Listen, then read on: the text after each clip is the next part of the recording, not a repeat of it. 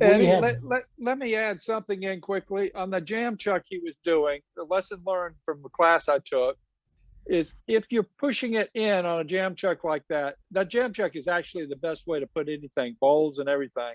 But when you start putting it on there and it winds up being real tight, don't just drive it all the way in the first time. Push it in, let it sit for about 10 seconds before you finally seat it, because the wood will expand a little bit and less tendency of cracking. But if you jam it in immediately all the way down the first time, sometimes it'll crack on you if it's tight. yes, wood moves, but it likes to move on its own speed. Yeah. So But if you that's, put it in, give it 10 seconds, and then you can finish seating it. And even if it's tight, usually it won't crack on you. So yeah, thank you, Trace. And I got to throw another nickel on the table when we talk about that is that um, the what he didn't do, I gotta remove the spotlight there. What he didn't do is burnish it on. And I've seen demos where they'll get close, they'll grab that piece and they'll push it on and burnish it on.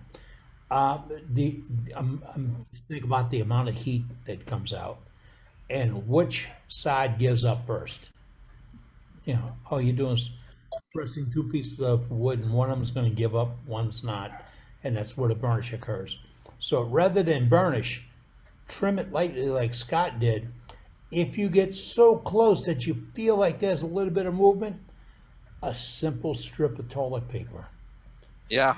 wedge stock when you push it on there, just a simple strip. You don't have to. I'm not talking wads and wads of paper towels. That's ridiculous. Just sometimes it's just that close. Do not. I'm telling you from. I've read about it twice. Do not use wax paper to do this. It didn't work out. I don't know why. It just didn't work out.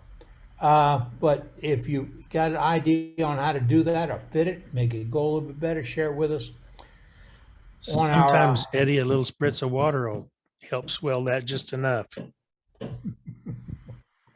yeah, my boss tells me I can't tell people spit on it. I'm not supposed to say that. It's like the gross stretch. You was sitting there watching one of the demos one day, and I said, "You want to see what a sealer does to it? Just lick it." And That's tongue oil. That's not spit. yeah, well, That's tongue oil. Yeah, homemade oh, tongue. T-O-U.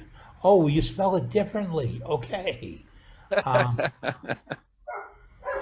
but I remember I worked in the cabinet shop one day when I was 12 years old, and a lady asked our best guy, how would you know how it looks finished? And he spit on it and smeared it out. I thought the woman was going to have a cowl with a hat right there. Oh, you could just see what he did, see what he did, see what he did. She rushed out the door, and the guy said, just put some sealer on it.